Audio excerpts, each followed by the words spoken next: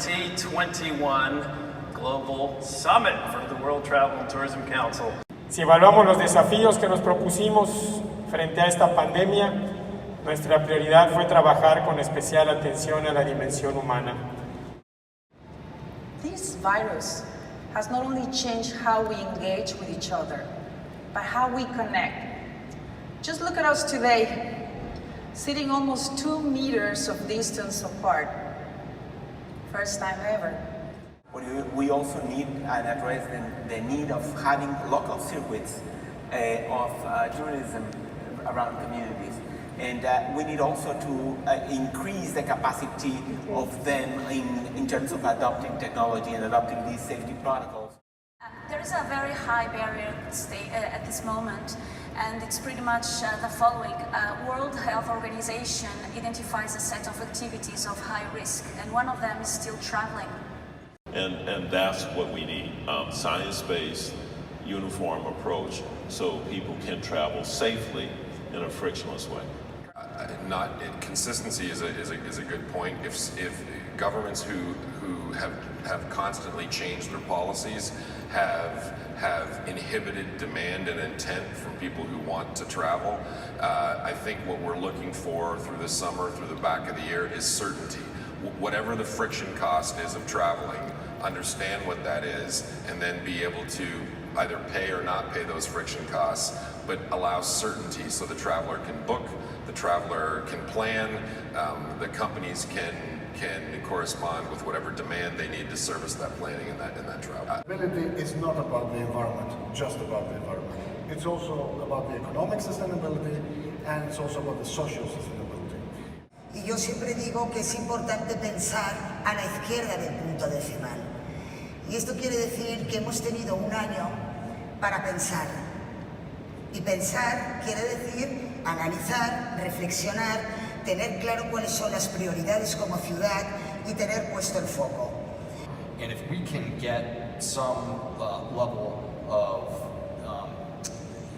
coordination among governments, so that when travelers start to book that trip or start talking about it, they don't, get to the screen that then shows them what they need to do in order to actually get from point A to point B. I mean, it's hard enough if you're an individual. Now imagine, if you're a family with young children, it becomes very, very challenging. So you have to remove that uncertainty, and you have to guarantee them that they're not going to get stuck in quarantine somewhere for some long period of time. Again, as an individual adult, unpleasant but bearable. If you have young children and you're traveling, voluntarily, who would want to subject themselves to that in your children? Most families would not. So we need to remove that from the equation. And again, the private sector, companies like ours, we can solve that. We can go in, we can evacuate people. What we want is that someone that has the vaccination certificate that is related with their identity, and they can prove that there is no risk in their travel. To deal with those negative touch points in a proactive, urgent way. Well, again, Peter, we're focused on 3 things: technology, biometrics that simplifies and allows customers to get through the process quicker and in a more seamless manner. Number 2 is hygiene. Every airport in the world, every hotel, every entity is paying attention to that. What we've learned and what the data tells you is it's actually the air quality that is probably the most important thing in an airport, just like it is in an airplane. So we have spent well over $10 million outfitting the entire heating and air conditioning systems at the airport and every terminal with UV technology to kill all the germs and the viruses. And then number 3 is touchless. How do you make the experience as touchless as possible? And again, biometrics helps with that, but there's other, sensor technology that enables you to do that as well. So those are the 3 areas that we believe will really make the customer recovery as seamless as possible. Andrew? We're focused on 3 things as well. Reducing friction at touch points, and making it more predictable along the way and more consistent from experience to experience. And then number 3, connected and not having to provide the same data over and over and over at each step of the way will really bring joy back to travel. Kelly? Colleagues, we're really focused on creating what is an enjoyable guest experience despite all of the new enhanced measures, and working closely with the ports and the terminals to provide for the extra testing and screening and things has been a challenge, but is clearly building on where we've been leaders in innovation in some of these spaces with bracelets and other things in the past. When you think about it, before I get to you all, in hospitality, no one was ever supposed to see back of the house. Now things have changed. You want everybody to see the back of the house, right, Iwal? Yes, that's correct. I look at it as the future. Health, wellness, and safety and hygiene, of course, is number one. A sustainable environment and that provides you with guilt-free travel, because people don't want to damage and leave a footprint behind, or a big footprint, is very important. And biometrics and seamless travel provides the same, the social distance, the ease of travel, the uncomplicated things, and safety at the same time. So we're looking at a future that is bright. Was that? Yeah, I'd say that information is everything right now for the traveler, and especially when you talk about safety. But I would add something like about safety and security, and I would like to congratulate WTTC, because the SSTJ document is a very, very good document, and I believe that we have the tools right now. We have the tools for safety and security, but we have to find a way right now is how to do some interoperability among all this process in order to give for the tourist, for the traveler, the seamless travel.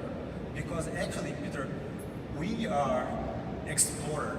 This is something that is in our nature. This is our DNA. A long time ago, we left Africa to conquer the world. In some part in the moment, the Europeans came to Americas, and this is part of us. Discover something, and with COVID or without COVID, with vaccine, thanks God that we have the vaccine, but we cannot wait for the vaccination.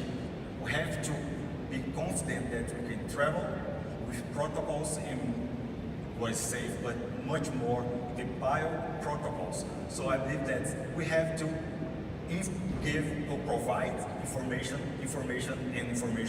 to avoid fear and to avoid as well unnecessary. That's right. The support of the government is very important on that case, because help us to keep the trained people that we have. When the aviation restart, we have the right people to restart as well. We can't say it's a good thing from the pandemic, but we've been talking much more with the private sector and between the private and the public sector. And it was clear from the first moment for every NTO in Europe that we needed to focus on the needs of companies, on the needs of the small and medium, and not so medium and not so small enterprises, because they were the basic of everything related with tourism. But I think moving forward, we need to recognize that probably the biggest barrier, in my view, is building trust, right? We have to build trust with the travelers. We have to build trust with employees. We have to build trust with communities. And we have to build trust with our public health authorities. In the 33 years that I've worked in the industry, I've never seen a time that the private and the public sector have talked this much. And so we need to continue to communicate our needs, but also what we can do to help each other. And I think so that's the first one. The second one is to go back and look. Technology has really improved, and it's improved for the better. We're going to be able to do things with technology now that will enable us to travel better and safer in the future. But we need to make sure that technology doesn't take away jobs in our industry. And so to go back and retrain people, we spent a lot of time over this pandemic as a company retraining people to get them back to work, because we are one of those few industries that really help people grow. You can come in an hourly job as a housekeeper and 20 years later retire in a very nice job in an executive role in a hotel. That's our responsibility, that's our stewardship in our industry. And so training people and continuing to train them will continue to be our obligation as we go forward.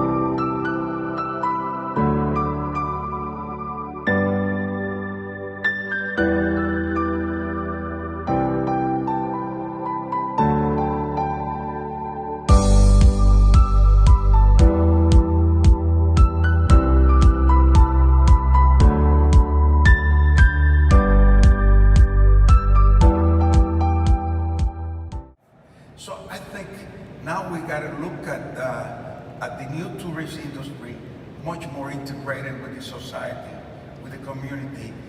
We have to take leadership.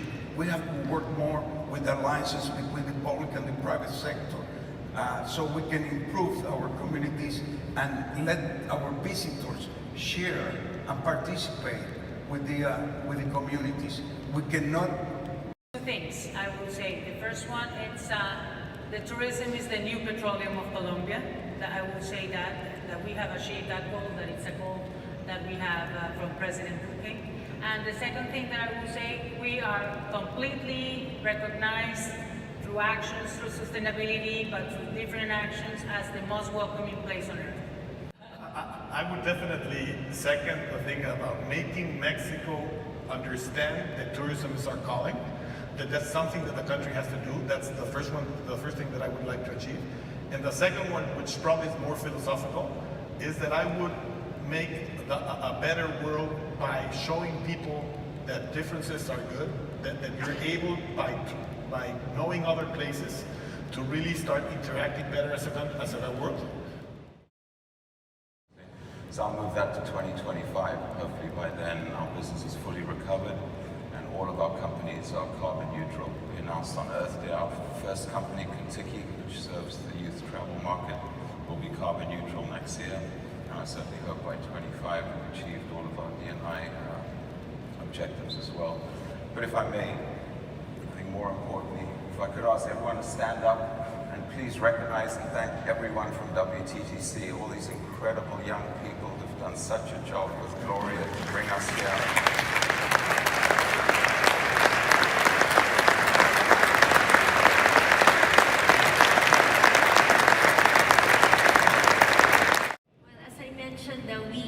We assisted in creating the Philippine Tourism Human Capital Development. So that is a seed that we planted now. So in 10 years, we hope to see the difference. Juan Carlos.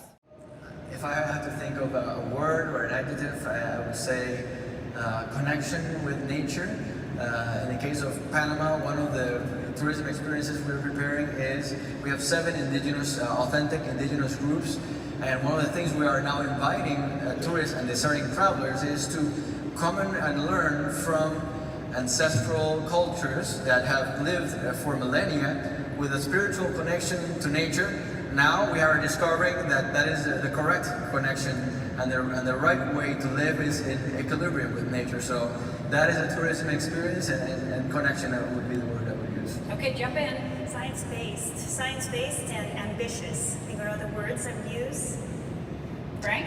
Recycle. Recyclable, that's it for me. Traveling with you, whether you're bringing your water bottle with you, recyclable, that's it. More words. Circular economy, right? To go from make waste to something where the concept of waste doesn't even exist in the first place. Transformation in our mindset, understanding that we need to change our behavior if we want to live in a better world. Human resources too, right? If it's going to be a part of all of your decision-making processes, you need a team that is more than, a couple of individuals who are thinking about this as 20% of their job to be able to affect change. So the human capacity within your organization. Turn the lights off. I go very basic, turn the lights off. Turn the lights off. Y estoy seguro que dentro de 25 años formará parte. No hablaremos de ello. Porque los hoteles están preocupados, las empresas están preocupadas, la sociedad está preocupada. Habrá aviones no contaminantes y moverse por el mundo no implicará deteriorar nuestro planeta. Soy de una generación diferente y en mi infancia había un peligro brutal, la paz. Nos hablaban de esta guerra que podía destruir el planeta. Y eso es sostenibilidad y no lo debemos nunca olvidar. Como turismo, yo creo que tenemos que estar orgullosos porque somos palomas mensajeras de la paz. Y esa es la mayor sostenibilidad que nosotros podemos dar y que damos. Cada vez que una persona visita Arabia Saudita, no puede estar en contra de los habitantes de Arabia Saudita. Cada vez que una persona camina por Irán, no puede desear una guerra con Irán. Mensajeros de la paz. Creo que si algo hemos trabajado como empresa es en la búsqueda de la sostenibilidad, en el factor número 1 que puede aportar el turismo, la paz. Tenemos viajeros que llegan de todos los continentes.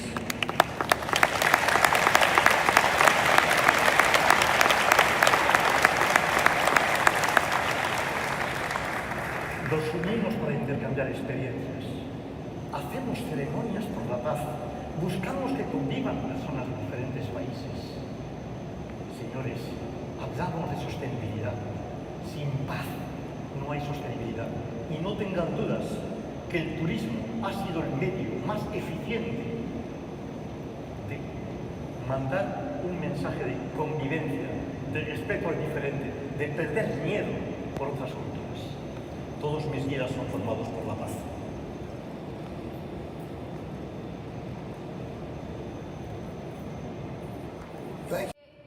Hoy más que nunca el sector de los viajes y el turismo, en este gran esfuerzo que se hace por la reactivación, debe también tomar en cuenta la protección no solamente de la vida silvestre, no solamente en la reducción de los diferentes materiales que afectan nuestro planeta, también la protección frontal de nuestras comunidades, de nuestras familias y particularmente de nuestras niñas, niños y adolescentes. Give me one thing that a boy wants to do that he would be discouraged from, other than maybe be a ballerina, right?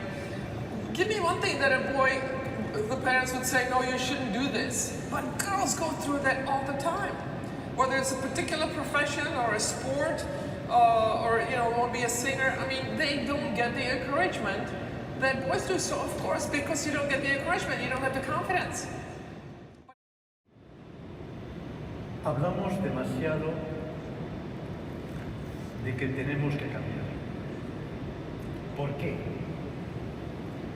Podemos estar orgullosos de todo lo que hemos dado el turismo. Tenemos tanto éxito que hay que cambiar muchas cosas, pero es gracias al éxito. Orgullosos como profesionales. Gracias al turismo el mundo es más sostenible. Nadie se ocupa más que los profesionales del turismo en que el mundo lo sea. Gracias al turismo se han recuperado artesanías, tradiciones, el orgullo de los pueblos que se ven visitados. Gracias al turismo tenemos un mundo más tolerante. Gracias al turismo se ha protegido el patrimonio natural. Claro que hay que cambiar algo, pero no sintamos la culpa de nuestro sector. En mi país, en algunos países, cada vez se critica más al turismo. Con orgullo de trabajar en un gremio que aporta paz, que aporta la posibilidad de convivencia, que aporta la recuperación de tradiciones, que aporta la recuperación del valor propio, el respeto por la naturaleza. Estemos todos orgullosos de nuestra profesión y defendámosla. Hay un futuro brutal en el turismo, brutal, cada vez más. Aunque hay que cambiar algunas cosas, porque todo cambia, todo lo que está vivo